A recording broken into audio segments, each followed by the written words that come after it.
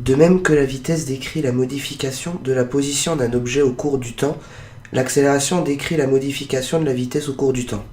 Dans la vie de tous les jours, on distingue trois événements que le physicien regroupe dans le seul concept d'accélération. Aller plus vite. Par exemple, dans une voiture, l'indicateur de vitesse du tableau de bord nous montre que la vitesse augmente. On ressent alors une force qui nous plaque contre le siège lorsque la voiture accélère. Aller moins vite, freiner, décélérer ou ralentir dans le langage plus courant. Cette fois-ci, ce même indicateur du compteur de vitesse diminue. On ressent alors la force qui nous attire cette fois-ci vers le pare-brise lorsque la voiture freine. Et enfin, changer de direction, tourner ou virer dans le langage commun. Même si l'indicateur du compteur de vitesse ne varie pas, le changement de direction implique une accélération. On ressent alors une force qui nous tire sur le côté lorsque la voiture tourne. Afin de mieux comprendre la relation entre déplacement, vitesse et accélération, on se propose d'examiner une voiture qui se déplace sur une route. On va voir dans cette vidéo différentes phases de 5 secondes chacune. La voiture commence par accélérer uniformément. Elle roule ensuite à une vitesse constante de 40 km/h. Elle décélère toujours sur une période de 5 secondes. Puis, elle repart en arrière jusqu'à atteindre une vitesse de 80 km/h. Elle reste à cette vitesse toujours pendant 5 secondes. Elle décélère et finit par s'arrêter. Si on reprend ce même scénario, on peut tracer la distance parcourue en fonction du temps. De même, on peut tracer la vitesse en fonction du temps.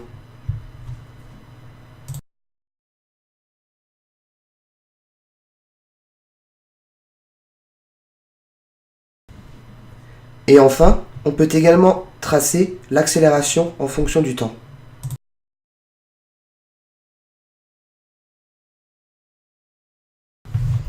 En comparant ces trois graphes, on voit très bien la relation qu'il existe entre déplacement, vitesse et accélération.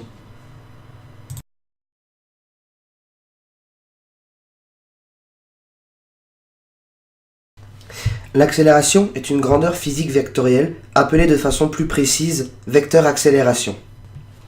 L'accélération est souvent utilisée en cinématique pour représenter la modification affectant la vitesse d'un mouvement en fonction du temps. Son symbole usuel est donc un vecteur, un A minuscule surmonté d'une flèche. La norme, c'est-à-dire l'intensité, de ce vecteur est appelée simplement accélération sans autre qualificatif. Son unité est le mètre par seconde, le tout par seconde, que l'on appelle mètre par seconde au carré, c'est-à-dire la variation de la vitesse par seconde. Cette unité doit nous rappeler celle de l'accélération de la pesanteur qui vaut environ 9,80 mètres par seconde au carré et qui fait que l'on exprime très souvent une grandeur d'accélération en nombre de g. Lors de cette analogie, on considère en général que 1 g est environ égal à 10 mètres par seconde au carré. Par exemple, si une voiture passe de 0 à 100 km/h en 5 secondes, elle a une accélération de 100 km/h par 5 secondes, soit 20 km/h par seconde ou 5,6 mètres par seconde au carré, soit environ 0,56 g. A l'inverse, lors d'un choc frontal, une voiture roulant à 30 km/h s'arrête à environ 0,1 seconde, ce qui représente une variation de moins 30 km/h pendant 0,1 seconde, ce qui correspond à moins 300 km/h par seconde, soit moins 8,3 g. D'un point de vue mathématique, l'accélération instantanée est la dérivée du vecteur vitesse, lui-même étant la dérivée du vecteur déplacement. On note alors A égale limite quand ΔT tend vers 0 de ΔV sur ΔT, soit la dérivée de V par rapport au temps. Comme le vecteur vitesse est lui-même la dérivée du vecteur position R, il en résulte que A est aussi la dérivée seconde de R. Pour un mouvement rectiligne uniformément accéléré, on établit facilement la relation suivante. L'accélération A à un instant t est égale à l'accélération initiale à 0. La vitesse à un instant t est égale à la vitesse initiale plus l'accélération initiale multipliée par le temps.